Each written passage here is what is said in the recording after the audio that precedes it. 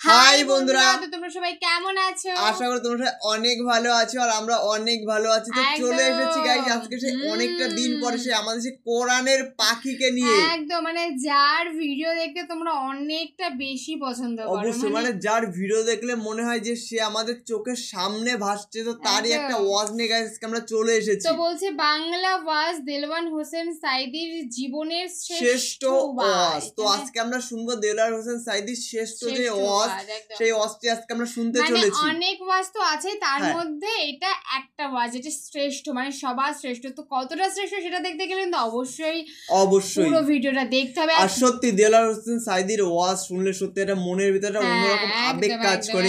মানে আমরা ভাবতে পারি না যে উনি আমাদের মানে কি বলবো যে প্রেজেন্ট নেই, উনি সত্যি খুবই খারাপ লাগে, খারাপই লাগে। কিন্তু যাই হোক এরকম মানুষ ছিল বলেই কিন্তু এত সুন্দর সুন্দর ওয়াজ আজকে আমরা দেখতে পাচ্ছি। দেলওয়ার হোসেন সাইদি ওয়াজ শুনলে মনের ভিতরে সত্যি শান্তি পায়। তো অবশ্যই তোমরা কমেন্টে জানিও যে তোমাদের কেমন লাগে দেলওয়ার হোসেন সাইদি হুজুরের ওয়াজ। তো যারা যারা আমাদের চ্যানেলে ফার্স্ট টাইম ভিজিট করছো প্লিজ গাইস চ্যানেলটাকে সাবস্ক্রাইব করে দিও আর পাশে থাকা বেল আইকনটি অল করে দিও। আর তোমরা এত সুন্দর আমাদেরকে ভালোবাসা দিচ্ছ, আমরা পুরো অবাক হয়ে যাচ্ছি যে প্রথম দিন আমরা যেমন তোমাদেরকে আমাদের পাশে পেয়েছিলাম আর আজকেও কিন্তু ঠিক তেমন ভাবে তোমাদেরকে পাশে পাচ্ছি। সত্যি গাইস তার জন্য অসংখ্য ধন্যবাদ গাইস তোমাদেরকে। প্লিজ গাইস এইভাবে গাইস আমাদের পাশে থেকো তোমরা, আর তোমাদের নতুন নতুন ধামাকাদার ভিডিও গাইস আমরা উপহার দেব। আর অবশ্যই আমরা উপহার যেমন দেবো তোমার তেমন তোমরা দেখবে অবশ্যই, আর কমেন্টও করবে। আমাদের মেইন ভিডিও ডেসক্রিপশন বক্সে চলে আসবে, প্লিজ গাইস তোমরা চেক আউট করে নিও। তো চলো গাইস বেশি কথা না বলে আজকের ভিডিওটি দেখা যাক। আলেমদেরকে ধরতেছো, মুসল্লিদেরকে ধরে ধরে জেলে ঢুকাচ্ছ, সময় আসবে এমন ইন্দুরের গর্ত অবমাননা পালাবার জন্য।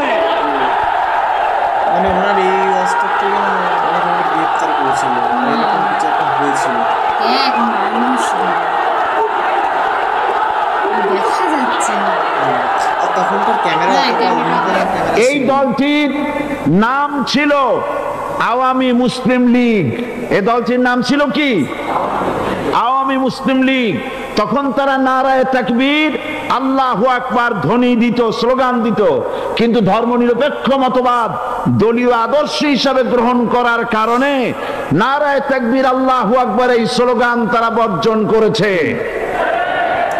1972 সনে যখন তারা ক্ষমতায় এলেন তখন সংবিধানের শিরোনামে মুসলিম প্রথা সিদ্ধ বিসমিল্লাহির রহমানির রহিম তারা পরিত্যাগ করেছিল। সমস্ত বিশ্ববিদ্যালয়ের মনোগ্রাম থেকে ইকরা বিসমি রব্বিকাল্লাযী খালাক রব্বি জিদনি ইলমা এটাকে তারা বাদ দিয়েছিল। সলিমুল্লাহ মুসলিম হল এই নাম থেকে মুসলিম শব্দ বাদ দিয়েছিল। নজরুল ইসলাম কলেজের নাম থেকে ইসলাম শব্দ বাদ দিয়ে শুধু নজরুল কলেজ করেছিল। এগুলি অসত্য না সত্য?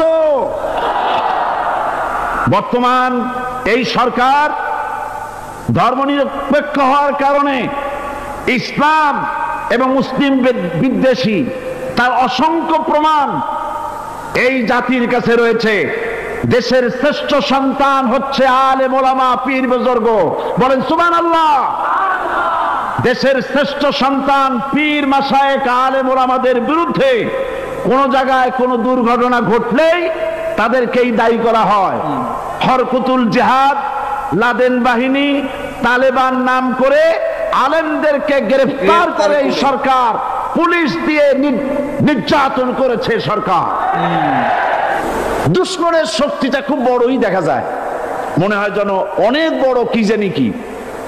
আল্লাহ পাক বলছেন ইন্না কাইদাশ শায়তানে কানা দাঈফা। শয়তানের চক্রান্ত যতই তুমি মনে করো অনেক ষড়যন্ত্রের জাল বিস্তার হয়ে আছে, আল্লাহ কয় কিছুই না, দাঈফা অত্যন্ত দুর্বল। আগুনের ভিতর থেকে আওয়াজ বেরিয়ে এলো, নমরুদ আমার ভিতরে দাহ্য শক্তি জ্বালানো শক্তি আছে কি নাই যদি প্রমাণ করতে চাও, টেস্ট করতে চাও, তুই নিজে আয়, তোরে সুদ্ধা তাম দুনিয়া জ্বালাই দিতে পারি, ইব্রাহিমের এক গাছা পশম জ্বালাইতে পারি না। বিশ্বকবি আল্লামা ইকবাল কি সুন্দর করে বলেছেন, আজ ভি হো जो इब्राहिम का इमाम पैदा आग कर सकती है एक अंदाजे गुलिस्ता पैदा। ইব্রাহিমের ঈমান যদি আজও কোথাও হয় বিদ্যমান, করতে পারেন অগ্নিকুণ্ডে খুবসুরত এক গুলিস্তান। এখনো যদি ইব্রাহিমের সন্তানদেরকে আগুনের মধ্যে ফেলে দেওয়া হয়, আর ইব্রাহিম ঈমান যদি থাকে, আগুনকে ফুলের বাগান বানাবার ক্ষমতা আল্লাহর আছে।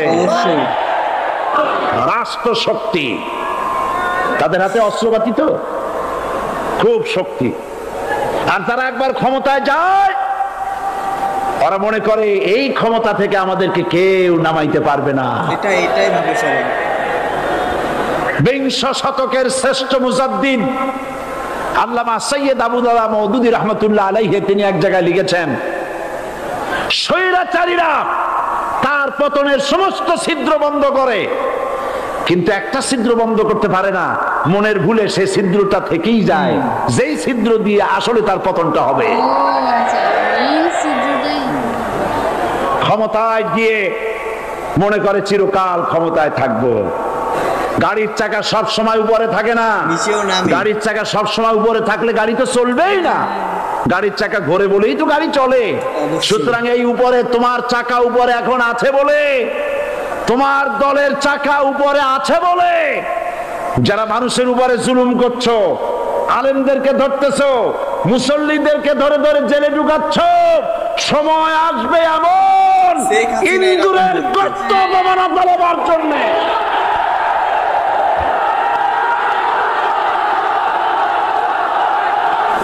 সমস্ত ইটেরা যদি ধর্মঘট করত, আমরা কেউ মাটির তলায় যাব না, কেউ আমরা আগুনে পুড়ে ঝামা হব না, পিক হব না, কেউ আমরা টুকরা টুকরা হব না, সবাই থাকবো উপরে উপরে, তাহলে কি দালান হইতো নাকি? এই বিল্ডিং নির্মাণ করতে গিয়া ইটের যে স্যাক্রিফাইস, হাজার হাজার ইটকে পিক হতে হয়েছে, পুড়ে যেতে হয়েছে, খোয়া হতে হয়েছে, ভেঙে টুকরা টুকরা হয়ে 50 ফিট মাটির নিচে যেতে হয়েছে, তারপরে ইমারত গঠন হয়েছে, সুন্দর দালান তৈরি হয়েছে। যারা ইসলামী শাসন চান, আল্লাহর দ্বীনকে বিজয়ী দেখতে চান, তাদেরকে অসংখ্য মানুষকে পোড়াইটের মতো জেলখানায় পুড়ে পুড়ে মরতে হবে, অসংখ্য মানুষকে ফাঁসির কাস্টে ঝুলতে হবে, গায়ের রক্ত দিতে হবে, শহীদ হতে হবে, তারপরে ইসলামের ইমারতটা কায়েম হয়ে যাবে। অবশ্যই। শায়ের কবি কি সুন্দর করে বলছেন, কবি সুন্দর করে বলছেন, ये शहादत गाहे उल्फत में कदम रखना, ये शहादत गाहे उल्फत में कदम रखना, लोग समझते हैं आसा है मुसलमान होना। মানুষেরা মনে করে মুসলমান হওয়া খুব সহজ জিনিস। না, মুসলমান হওয়ার অর্থ হলো শাহাদাতের ঈদগাহে শামিল হয়ে যাওয়া।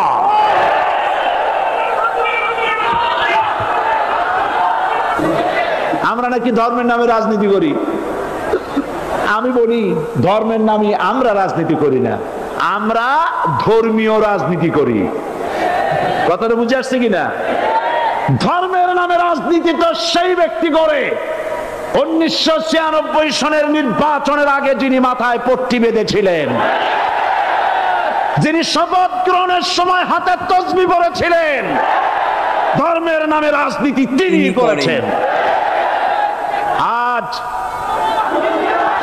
অনেকগুলি ডিগ্রি পেয়েছেন তিনি, অনেকগুলি ডিগ্রি পেয়েছেন। কয়টা? মুখস্থ হয়ে গেছে আপনাদের। শকুনেরা, শকুন যদি গরুর গোশত কিনা খাওয়া লাগতো, 80 টাকা কেজি দরে শকুনে এত গোশত কিনা খাইতে পারতো না। লেখাপড়া করে যদি ডিগ্রি নেওয়া লাগতো, এত ডিগ্রি কপালে জুটতো না।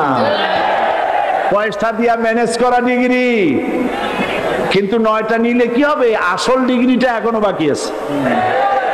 আসল ডিগ্রি কোনটা? নির্বাচনের আগে পট্টি বেঁধে তসবিহ নিয়ে গোটা জাতিকে যে সফলভাবে প্রতারণা করতে আপনি পেরেছিলেন, মহাপ্রতারক হিসেবে সেই ডিগ্রি আগামী নির্বাচনের মোক্ষম সময় জনগণ আপনার গলায় পরায় দেবে। কোরআন নিয়ে বাঁচতে চাই, এই কোরআন নিয়ে মরতে চাই, এই কোরআন থেকে আমাদেরকে বিচ্ছিন্ন করতে চায় কাফের বেঈমান মুশরিকেরা। ও আমার জাতি, কোরআন থেকে যারা বিচ্ছিন্ন করতে চায়, তোমরা কি তাদের বিরুদ্ধে জিহাদের জন্য প্রস্তুত থাকবে? অবশ্যই। অনেক কথা বলছে, এটা দেখ উঠে যাচ্ছে। আজ আমাকে কথা বলতেই হবে ইনশাআল্লাহ, কারণ আগামীতে আবার আপনাদের সাথে দেখা হবে কিনা আমি জানি না, কথা বলতেই হবে। বসেন, কেউ দাঁড়িয়ে থাকবেন না। আমি দেখতে পাচ্ছি বাংলাদেশের ভাগ্য আকাশে উত্তর গগনে কালো মেঘ জমা হয়েছে, ঝড়ের পূর্বাভাস লক্ষ্য করছি। যদি মোকাবেলা করতে না পারেন সক্ষম ভাবে, এমন অন্ধকার গাঢ় কালো অমাবস্যার রাত আসতে পারে যার সুবে সাদেক হওয়া অসম্ভব। সুতরাং আপনারা কি কাপুরুষের মতো কাফের মুশরিকদের গোলামি করে মরতে চান? বিড়ালের মতো 500 বছর বেঁচে থাকার কোনো লাভ নাই, সিংহের মতো 1 ঘন্টা বাঁচতে চাই। আমাদেরকে বলা হয় সাম্প্রদায়িক উস্কানিমূলক কথা নাকি আমি বলি,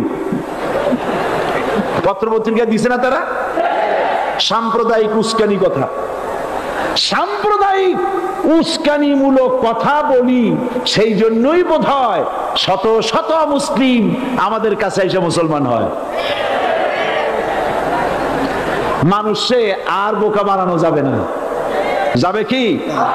আর বোকা বানানো যাবে? তারপর বলছে কি, এরপরে বলছে আমাকে বলছে রাজাকার। শুনে রাখো চট্টগ্রামের লক্ষ লক্ষ জনতা, পার্লামেন্টে যখন আমাকে এই কথা বলা হয়েছিল, আমার পার্লামেন্টের কলিগ জাফরুল্লাহ চৌধুরী সাহেব বসে আছেন এখানে, জাফরুল ইসলাম চৌধুরী বসে আছেন পাশে, প্রধানমন্ত্রী সুদ্ধা, অন্তত 3 শতাধিক পার্লামেন্টের সম্মানিত সদস্যরা সেদিন বসা। 1997 সনের বাজেট বক্তৃতা যখন আমি করতেছিলাম, ডক্টর কুদরতে খোদা, নাম রাখছে কুদরতে খোদা, আসলে গজবে খোদা। এই লোকটি নাস্তিক, ইসলামের চূড়ান্ত দুশমন। তার প্রণীত শিক্ষা ব্যবস্থার যখন সমালোচনা করছিলাম, ট্রেজারি বেঞ্চ থেকে আমাকে বলা হলো রাজাকার। আমি আমার সমস্ত শক্তি একত্রিত করে বলেছিলাম শুধুমাত্র হিন্দুস্তানের রাজাকারেরাই আমাকে রাজাকার বলতে পারে। আমি বলেছিলাম 1973 সন পর্যন্ত আমি বাংলাদেশের কোন রাজনৈতিক দলের নেতা এবং কর্মী ছিলাম না। আমি রাজাকার নই।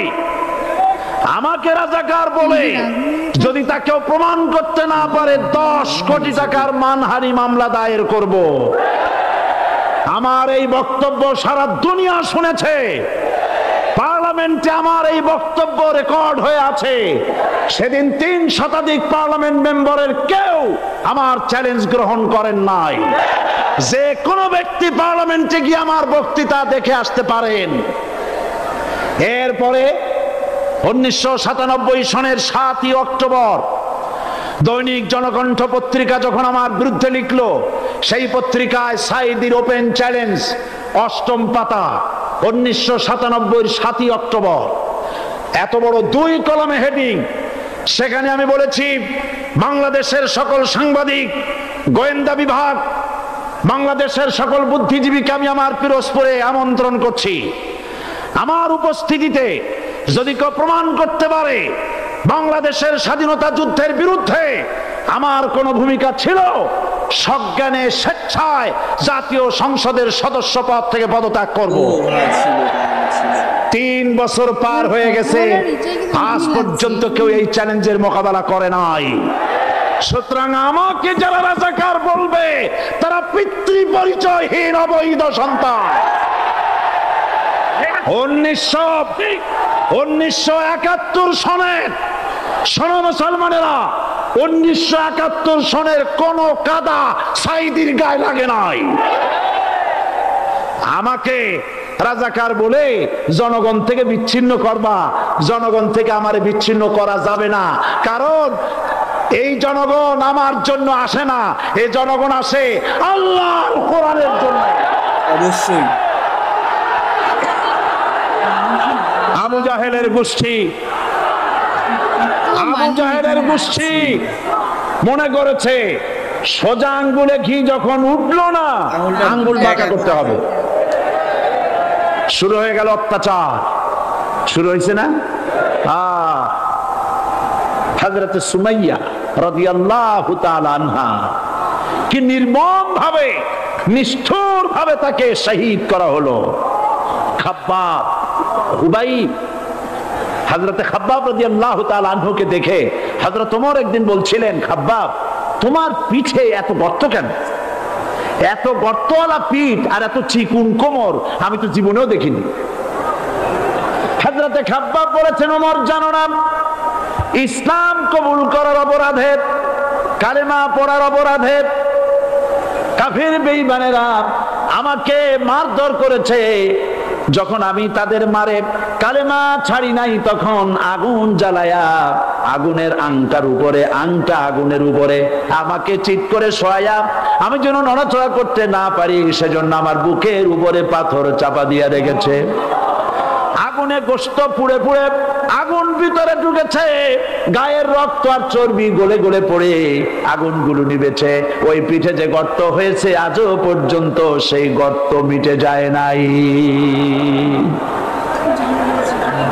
হযরত খাব্বাব রাদিয়াল্লাহু তাআলা আনহু বলছেন, বুখারী শরীফে হাদিসে ভাবে এসেছে, ওয়ান খাব্বাব বিন আরিত রাদিয়াল্লাহু তাআলা আনহু আন্নাহু ক্বাল শাকাউনা ইলা রাসূলিল্লাহি সাল্লাল্লাহু আলাইহি ওয়াসাল্লাম ওয়া হুয়া মুতাওয়াসসাদুন বুরদাতুন লাহু ফি জিল্লিল কাবা। আমি গেলাম রাসূলুল্লাহর কাছে, যে দেখি হুজুর বাইতুল্লাহ শরীফের ছায়ায় আরাম ফরমাচ্ছেন।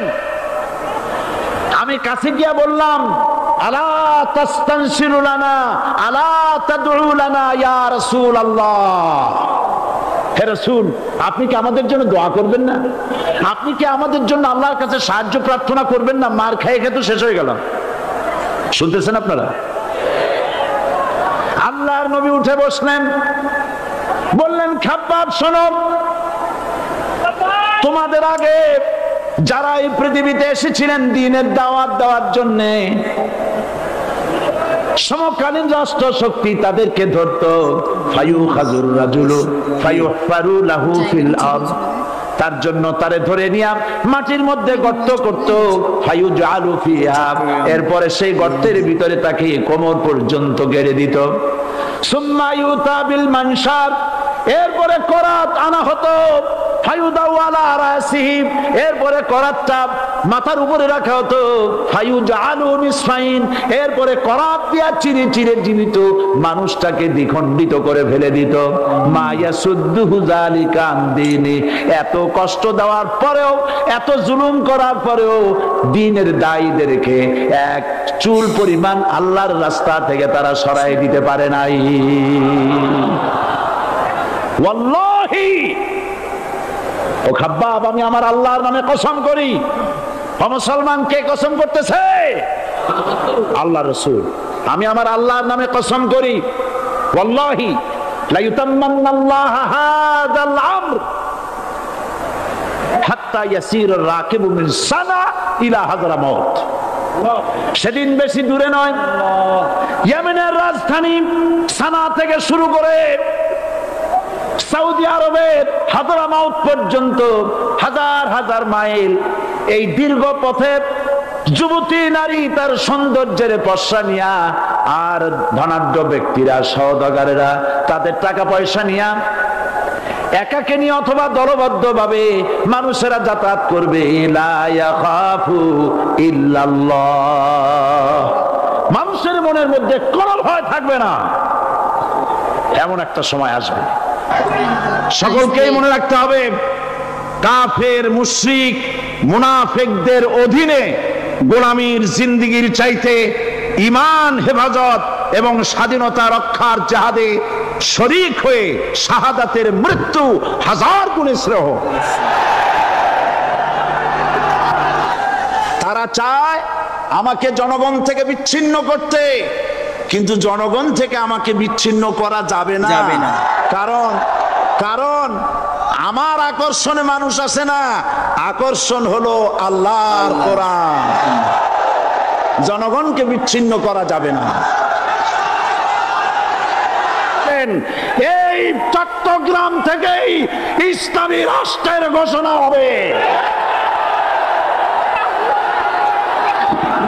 এদেশে ভাগ হয়ে গেছে দুটো শিবির, বোঝাই যাচ্ছে। একদিকে ভারতের পা চাটা গোলাম, নাস্তিক, মোরতাদ শ্রেণীর বুদ্ধিজীবী এবং তাদের মদতপুষ্ট সরকার, আর একদিকে ইসলামী শক্তি, ইসলামী দল আর দেশপ্রেমিক জাতীয়তাবাদী শক্তি। একদিকে হিমালয় পাহাড় আর একদিকে সূচো ইঁদুর। আল্লাহ বিজয় দেবে মুসলমানদের। কাদের বিজয় হবে? বাংলাদেশে কোরআনের রাজ কায়েম হোক, তাকে আপনারা চান? অবশ্যই। কারা কারা চান দু হাত উঁচু করে দেখান। সত্যি খুবই সুন্দর একটা ওয়াজ ছিল। আর মানে সাইদ হুজুর এত সুন্দর ভাবে বোঝাচ্ছে, মনে হচ্ছে যে আমাদের চোখের সামনে, মানে চোখের সামনে আমরা এই ওয়াজ মাহফিলটা দেখছি। মানে এত সুন্দর কথা, মানে সচরাচর কিন্তু যারা রাজনৈতিক পলিটিক্সে থাকে তারা এত সুন্দর গুছিয়ে কথা বলতে পারে।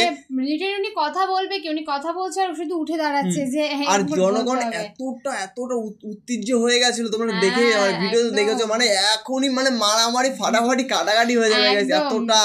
আর সত্যি এটা খুবই খারাপ লাগে আমাদের যে সাইদি হুজুর আমাদের ভিতরে এখন নেই। কিন্তু গাইস সাইদি হুজুরের ভিডিওগুলো শুনতে এতটা সুন্দর মানে লাগে, ওয়াজগুলো শুনতে, মানে ভিডিওটা পুরো দেখার পরে কিন্তু এবার হয়তো বা তোমরা বা আমরা সবাই বুঝতে পারছি যে কেন এটা শ্রেষ্ঠ ওয়াজ। অবশ্যই ওনার কথা শুনলে না শরীরের ভিতরে একটা অন্যরকম আবেগ সৃষ্টি করে, মানে রক্ত টকবক করে ফোটে, এতটা মানে শরীর মনে হয় এখন সব শেষ করে দিই, এতটা হয়। কিন্তু একটা কথা সত্যি ভীষণ ফেমাস, যে বিড়ালের মতো 500 দিন না বেঁচে সিংহের মতো 1 ঘন্টা বাঁচবে। এটা সত্যি পুরো হাক কথা, মানে আমি 1 ঘন্টায় বাঁচবো, কিন্তু বুক উঁচু করে বাঁচবো, মাথা উঁচু করে বাঁচবো। লজিক আছে, মানে উনি একটা কথা সবাইকে বোঝাতে চায়, যেটা সত্যি সেটাকে তোমরা সত্যি প্রমাণিত করো, আর যেটা মিথ্যে সেটাকে মিথ্যে, মানে মিথ্যা প্রমাণিত করো। মানে মিথ্যে বলে যে সত্যি সেটা চালান করতে হবে, সত্যি বলে মিথ্যে চালান করতে হবে, এই ব্যাপারে এটা কোনো ওনার ভিতরে এরকম কোনো ব্যাপারই নেই। তো প্লিজ গাইস তোমরা কমেন্টে জানাও যে ভিডিওটি তোমাদের কেমন লাগলো, কারণ অনেকটা দিন পরে আজকে আমরা সাইদি হুজুরের একটা মাহফিল মানে ওয়াজ নিয়ে চলে আসলাম। সত্যি মানে আমাদের তো খুবই ভালো লাগলো। তোমরা অনেকদিন ধরে বলছি যে সাইদি হুজুরের ভিডিও দাও, সাইদি হুজুরের ভিডিও দাও, তো ফাইনালি গাইস আজকে সাইদি হুজুরের ভিডিও দিলাম। তো প্লিজ গাইস তোমরা কমেন্টে জানাও যে মানে ওয়াজটি তোমাদের কেমন লাগলো, আর এই ভিডিওটা তোমাদের কেন মনে হলো যে এই ভিডিওটা শ্রেষ্ঠ। মানে আমরা তো বললামই কিছু একটা কথা, তো তোমরা অবশ্যই আমাদেরকে জানিও তোমাদের কেন মনে হলো যে এই ভিডিওটা শ্রেষ্ঠ। আমরা কিন্তু অবশ্যই কমেন্ট সেকশনে দেখতে চাই যে তোমরা কে কি বললে, আর তোমরা নেক্সট কি ভিডিও দেখতে চাইছো সেটা অবশ্যই গাইস তোমরা কমেন্টে জানিও নেক্সট কি ধরনের ভিডিও চাও, কোন হুজুরের ওয়াজ চাও। তো প্লিজ গাইস কমেন্ট করো, সেরকম ধরনের ভিডিও নিয়ে গাইস আমরা চলে আসবো। আর গাইস একটা ভিডিও হবে নেক্সট, মানে তোমাদের একটা কমেন্ট হবে আমাদের নেক্সট ভিডিও। অবশ্যই আর তোমরা গাইস গজলের ব্যাপারগুলো গাইস, প্রথম কথা বলতে গেলে গাইস গজলের যতগুলো গজল আমরা বানিয়েছি সব কটা গজলে গাইস কপিরাইট। তো তাও আমরা চেষ্টা করব গজলগুলো পোস্ট করার, কারণ তোমাদের জন্য তো কপিরাইট ঠিক আছে, কোনো ব্যাপার না, আমরা অবশ্যই পোস্ট করব। তো তোমরা কিছু মনে করো না, কিছুদিন লেট হলো আমাদের। তো চলো গাইস নতুন কোনো ধামাকাদার ভিডিওতে তোমাদের সাথে আবার দেখা হবে। আজকের মতন এখানেই, টাটা।